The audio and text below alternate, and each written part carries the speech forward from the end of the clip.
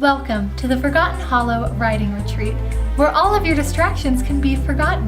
Relax and invigorate your mind in this all-inclusive resort home in the beautiful Forgotten Hollow.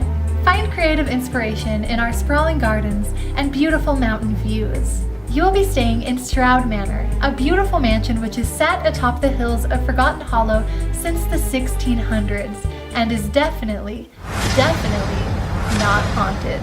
We hope you enjoy your stay, good luck, and as we say here at the Writer's Retreat, you're not leaving until you finish your novel. Hello everyone, it's Vanessa, and today we are doing another Sims video. I had the ridiculous last minute idea that I wanted to do a special Sims challenge to celebrate October and Halloween. I decided this on October 1st. And now here we are with some sort of haunted house challenge. This challenge is kind of a loose interpretation slash mashup of the Asylum challenge and the Haunted Mansion challenge, but neither of them were exactly what I was looking for, so the rules are a little bit Frankenstein-y, and they're a little loosey-goosey, to be honest. We might be figuring them out as we go, but the basic gist of the challenge is that we have this group of writers who have signed up for this writer's retreat in a beautiful all-inclusive resort home in Forgotten Hollow, which they are not aware is haunted by several malevolent ghosts, and they are also not aware that they will be locked into this mansion and unable to leave until they complete their novels. The rules of this challenge as of right now are as follows. Our aspiring writers will enter the haunted mansion and the gates will lock behind them. They will not be able to leave the mansion, nor will they be able to have visitors to the mansion. No maids, no newspapers, no guests, no fire department, no ordering pizza, nothing. There are 8 Sims on this retreat, and the mansion only has 6 sleeping surfaces, whether those be beds or couches. There are also only 2 computers, 1 toilet, and 1 shower. So these Sims are really going to have to muster their motivation not only to complete their novels in this mansion, but also to take care of themselves and survive. Furthermore, I am only allowed to control 1 Sim per 24-hour period, which I will be selecting via a random number generator. The other Sims are going to be on their own during that day, and I cannot help them. If one of our poor retreat goers happens to die, their grave will be kept on the lot, and their ghost will be allowed to return and wreak havoc on the mansion, along with the other 6 ghosts that are already living here. The mansion is already haunted by several ghosts. There's the ghost of Maverick Horn and his wife Isabel, who were a wealthy couple who owned the mansion in the 1800s. The whole town knew them to be quite snobby and quite cold. They were known to be especially rude to their servants, so no one was quite surprised when a fireplace happened to be improperly lit and a fire engulfed the poor, unfortunate couple. There's also the ghost of Alan Goodwin, a boy who lived here when the mansion served as an orphanage.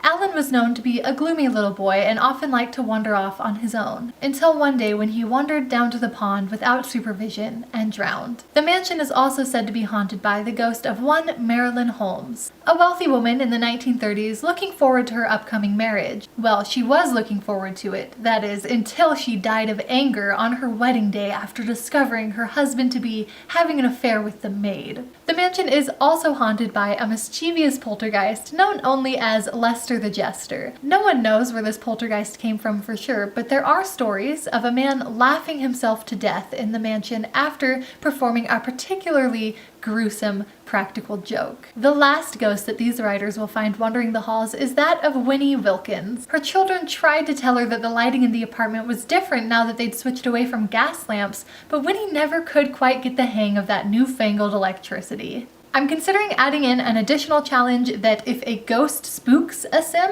then that Sim dies, but I have to wait and see first because I'm not totally sure how often that happens in The Sims 4 because I've never played with ghosts before. But the winner of this challenge is the Sim who either completes their novel first or becomes the last person standing as a sole survivor in this haunted mansion nightmare scenario. So those are the rules that we will be working with for this challenge, and without further ado, let's go ahead and meet those unfortunate souls that have found themselves on this ill-fated writer's retreat. Our first retreatee is Karina De La Rosa. Karina works in PR for a big business back in the city she calls home. She's always been part of that hustle and bustle lifestyle, and she's definitely a boss. However, recently her boss has been suspecting that she might be pushing herself too hard. Karina's boss forcefully suggested that she take a leave of absence to go de-stress and reset. And for Karina, the writer's retreat sounded like the perfect opportunity to do that while still being productive. She's a self-assured perfectionist with somewhat snobbish tendencies. Our next guest is Michaela Ward, a spunky young artist. She's here because she wants to write a book of modern poetry that tackles the ideas of consumerism and the patriarchy. Michaela is creative and outgoing, but also a little bit of a slob. Also joining us is Bailey Scott, a successful Instagram influencer with over 5 million followers. Because of her success, Bailey feels that it is her duty to write a self-help book to help other young women achieve lives full of fashion and traveling and really high-quality pictures of their food as well. Bailey is a super cheerful person, and she's also very athletic and very romantic. Next up, we have Tess McNeely. Look how cute she is. Tess is currently in college, and she's been really inspired by her creative writing class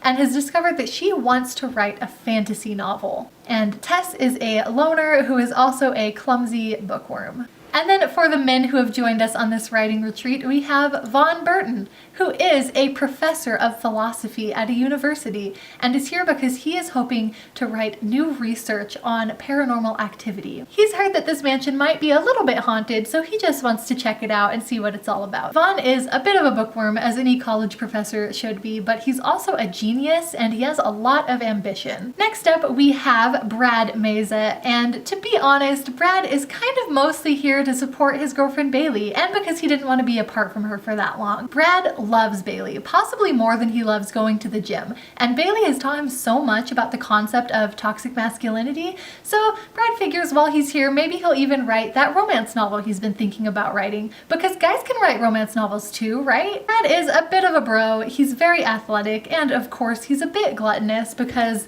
you gotta get your protein in. Also joining the retreat is Chandler Duffy.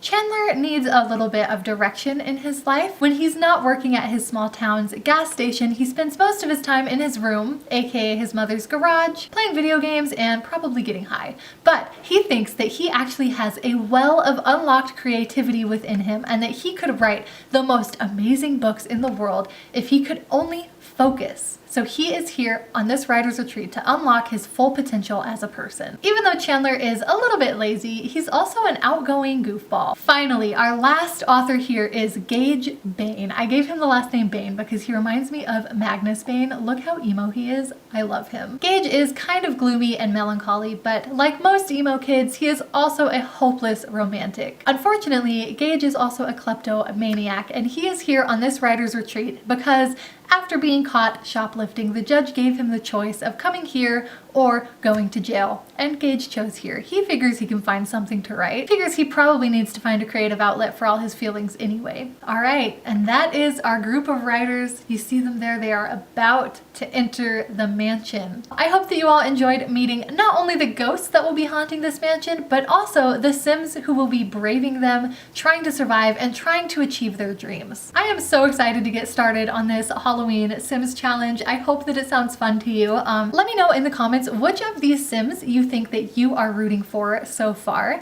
and I hope I will see you in the next episode where we will be rolling our random number to see who we get to play as that day and entering the haunted mansion. Oh my gosh, it's gonna be so fun. Thank you guys for watching, and I really hope that I get to talk to you soon. Bye!